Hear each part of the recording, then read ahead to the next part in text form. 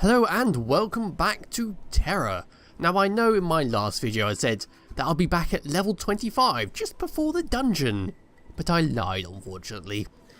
I kind of forgot how fast you leveled in this game. After like level 20 it suddenly becomes insane. I went from what, 15 to 37 in about 6 hours. It was that insane. And the dungeons are pretty good themselves. I always forget that.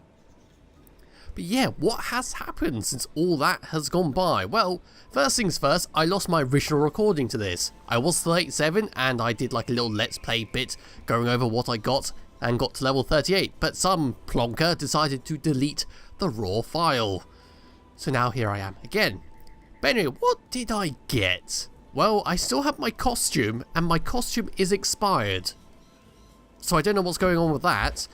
My little Village Atlas has also expired, but for some odd reason I can still use it as much as I want. But anyway, at about level 35 I did get something very spectacular. Now you might have seen this on my little hotbar down there, and that is this weird little Pokemon rabbit thing. It looks absolutely adorable.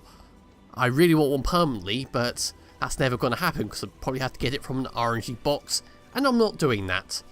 But what's special about this little mount? Well, it flies, and when you do the little sprinting flying, it has a little rainbow. Look at that! It's so cool. Oh, I love this thing. It's actually kind of weird. All the stuff that had a timer on it, which I was complaining about beforehand, have seemingly either expired and are still here, or have had their little timer removed.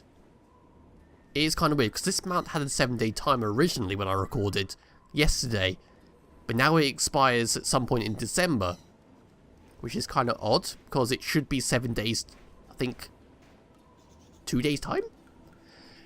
Yes. As for the actual skills themselves for the gunner, I got some rather fancy things. So I've got still this charge up spell.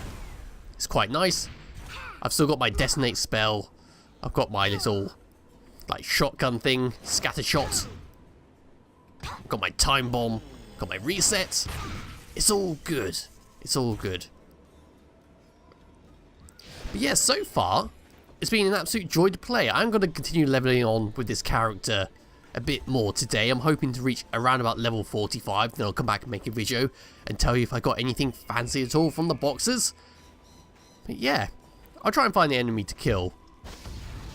I tell you what though, the Village Atlas and this mount combined makes leveling an absolute joy.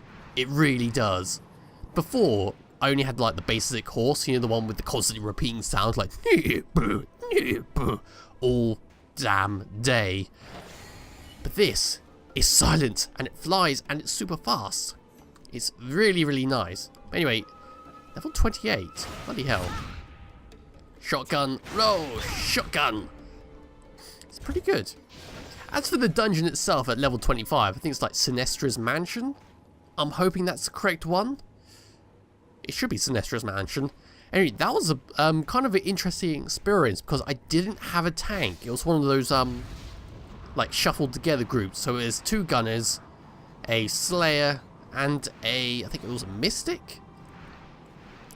That was quite an interesting experience. I was kind of hoping to have the upgraded gun from the little avatar things, but I was only a few relics behind at the time, so my damage was pretty damn low, and I could really feel how low my damage was compared to the group, but they didn't seem to care much at all. I mean, it's a low level dungeon. I'd kind of be a little bit sad if they did care about DPS at that level, but yeah, it went alright. We didn't wipe at all. It was all pretty good.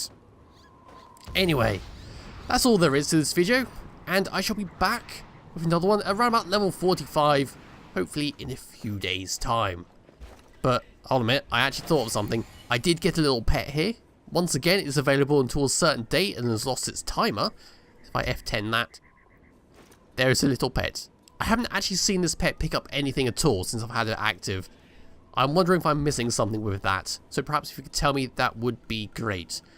And of course, I also got this, some fashion coupons. Don't want the weapons, the armor. One thing I have noticed about the EU version compared to the US version of the game is how damn expensive it is. for the fashion coupons.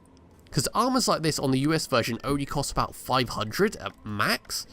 The kind of basic armors themselves, like these ones, would only cost about 200 each.